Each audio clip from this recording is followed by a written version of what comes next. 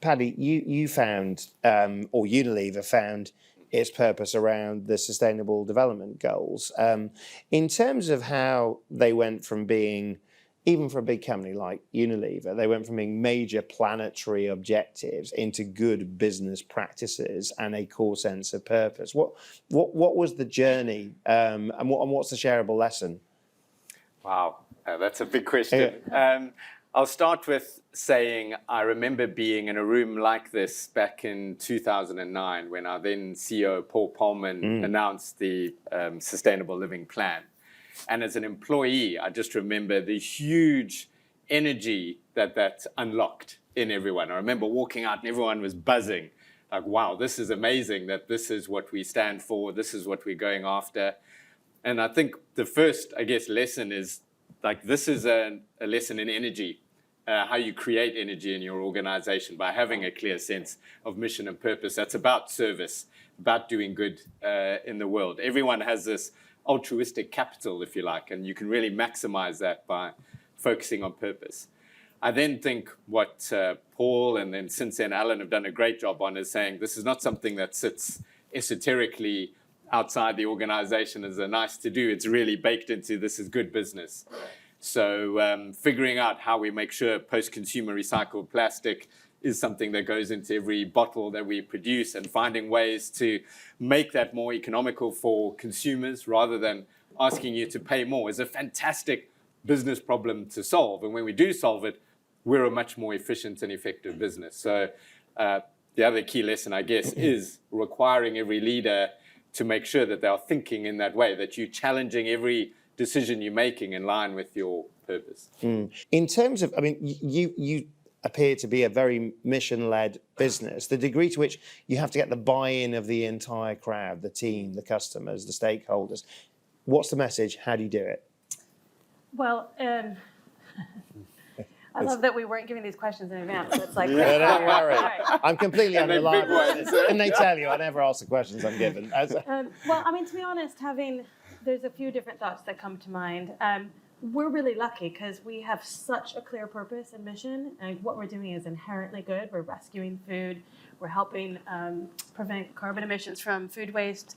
We are feeding people in need. And so we don't have to work that hard to motivate and inspire our community and our team.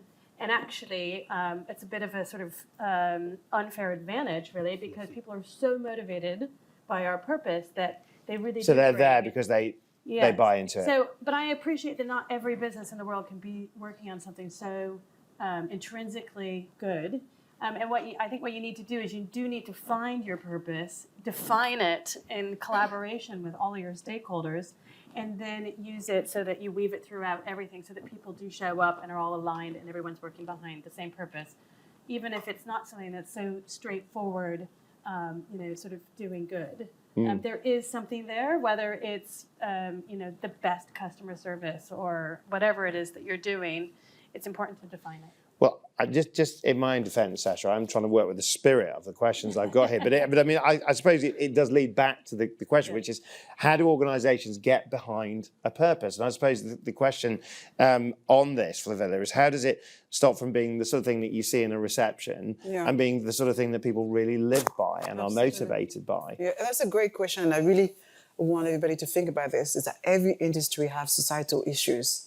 And if you think about the technology industry, it's diversity and it's also, environmental. What are the issues within your industry? How can you be part of that change that we want to see? And that's the best way to find your purpose. And obviously people come to you and have a sense of what you're trying to achieve, then it makes more sense and it's more authentic. And I want to add to that if, part of the way you run your business, ownership and innovation should be part of it. We've heard what the previous panelists have said. If you give people power to find the solution instead of imposing the solution on them, they'll be more engaged in working with you and be part of that instead of just doing the work. But really think about what is societal issues within your industry and how can you align your business with that. Construction can be, issues with the environmental issues. We know about our energy, employment, whatsoever, culture. how do you do better than what people in your industry are doing? I mean, and I think that's an important point to actually just elaborate on, is that a lot of people might sit there and think, well, you know, it's fine if you're Unilever and you can relate to the Sustainable Development Goals, but if I'm a small micro business, actually, how do I unlock a purpose that may well get my people to feel like they're making a difference and may indeed make a difference? I mean, is there a method, do you think? Yeah, I think it's a method. I think it's the way you look at it should not be a one-way system, but a two-way system where you really listen to your customers and listen to what's happening in your space. If you think about the world before Uber, people were very comfortable waiting for a taxi in the rain. You know, people were very comfortable with norms that can be changed. Well, I think that you hear the frustration within your space, that you think, haha, I'm going to be the person, I'm going to be the company who's going to bring the change that everybody wants to see. Don't be so numbed to the abnormal norms, and do better. Paddy, let's talk about leading with purpose, because you know, you mentioned Paul Polman, who I think people would probably, you know, call out as a great example of that in his tenure running Unilever. But it strikes me that leadership is much in the lens of scrutiny at the moment, in terms of the future of work, the places of work, how they're shaped, the motive of good leaders. What's the lesson of leadership, would you say, from a Unilever perspective? And actually, what's been hard about it? Because you've had some bumps in the road as well. We have a set of standards of leadership, and the first one is called purpose and service, working in service of good for others. And I would say that's probably the number one lesson in leadership that we teach, at least within Unilever, is that you are here to work from a place of service for the good of others. That's what's going to help us achieve our mission. So we've spent a lot of time actually helping our own employees and leaders discover their own purpose, how they bring that to the work that they do, how they lead from a place of purpose. Again, as I mentioned, we feel that that's what unlocks the energy we need to drive change. We all know that change is hard, and it's even harder when there's no energy, but purpose really seems to help unlock that. And so that's our number one requirement, I guess, of our leaders, and also we recruit on that. We look what people's connection with our organization is and their own purpose. So I would say that this whole topic around purpose is probably the number one lesson, and especially when we're going into this environment of constant sort of change and disruption. The one thing you really need is that true North Star to help guide you. Tell us, Flavia, in terms of the competitive advantage of purpose, though. I mean, presumably, this is also about doing the right thing, building sustainable teams and workforces, but also in the service of building better performing, higher functioning businesses. Absolutely. I think it's interesting because we always assume diversity or, you know, being green, you know, green energy. It's nice to have. It's beautiful. It's just on brand whatsoever. But people don't necessarily understand the commercial value behind that. Really look at it full circle, circular economy, and so much more. We are working in an environment where Gen Z spend a lot of time on TikTok and get information from TikTok. Do you guys know that? They don't listen to the news anymore. Spend time, and they are activists. So if you do something wrong, it explodes. Look at the latest fashion brand and what happened, and God knows where we're going to be next. But can that lead to help holding a company to account? We're going to hear from Kamal Ahmed in a minute about the news movement, which is exactly that story. But in terms of how that translates into workforce power to hold the mighty to account. Yes, absolutely. What's your observation? Yeah, I agree with you. Purpose do more than that. So if you think about purpose, it's all your stakeholders. You attract the right employees who are talented and going to be able to drive your business further, right? So it's also value. You think about if you have great purpose, people will also pay more for the service that you offer. We are mindful about what we do. We are transparent in our approach. It gives you a reason to justify you have a great brand. Remember, brand gives you a higher value position than the people who just focus on low, etc., and so much more. That's just some of the examples. So really understand the commercial value with being clear about your purpose. And Unilever and many brands have done that successfully. You know, you can play the average, trying to compete on pricing, or you can do better and be better. Will purpose build sustainable workforces? If you were to sort of advise for companies that want to do that, diverse workforces, difference of experiences, that actually how you build those workforces of the future. How does purpose play an active part as opposed to being this kind of like, lofty statement? How does it become a real activity within a business? It's such a great question, and I'm actually going to take it a bit further because I was listening to the previous talk, and when you think about employees, the only way to measure performance is against time, right? But you think about how technology is changing the way we work, it increases efficiency.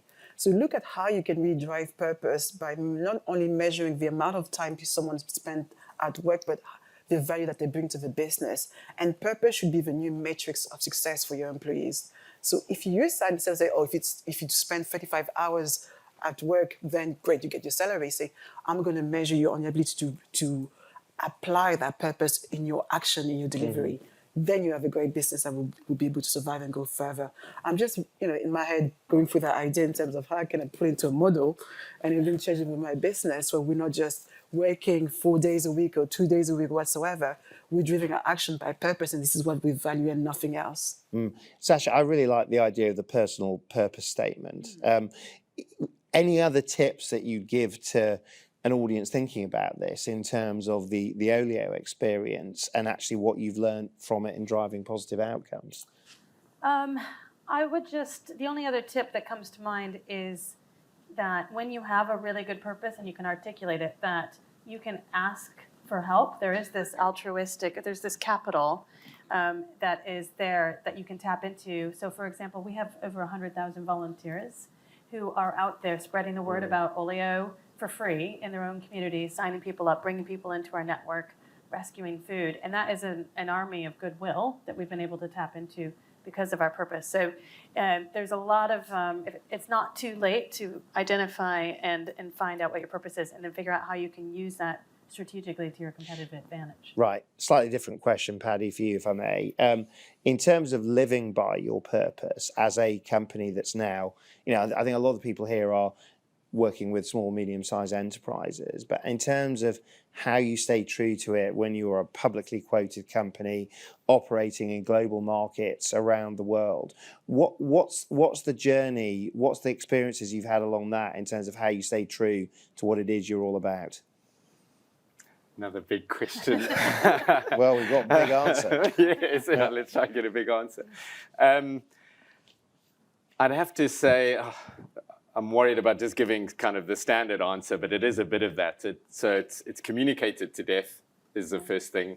And then the second thing is have really good examples that you're sharing with your employees around where you've stuck to your purpose and you've made those difficult decisions. I think that speaks, the actions speak louder than words. So for us, it's like the simple example is post-consumer recycled plastic is more expensive than other plastic we can get, but we've made a decision, we're gonna put that in. We'll find other ways to reduce the cost. We're not passing that cost on to consumers. That's a tough call for any business, taking a higher input cost, but that's consistent with the purpose. And then people really believe that you are consistent with your purpose. But I suppose, simple question, is it hard? Is it hard to stay true to it? Yes, it is a bit. In our current sort of, I know we were speaking earlier that investors all want this, but I must admit, we still get lots of pressure to deliver the quarterly results, and make sure costs aren't going up and all this kind of thing. So I'm sort of a bit betwixt and between saying investors all want this. They want their money, they want you to be sustainable and make sure that your costs and margin are all still going fine. So it is a little hard to get that balancing act right and find the right ways. But that's, I think, the beauty of it. It forces you to figure out new ways of working and doing business and leveraging technology and all these things we've been talking about to make that happen. Super. We're going to have to leave it there. Sasha, Flavillo, Patrick, thank you very much indeed. Thank you. Cheers. Lovely. Right.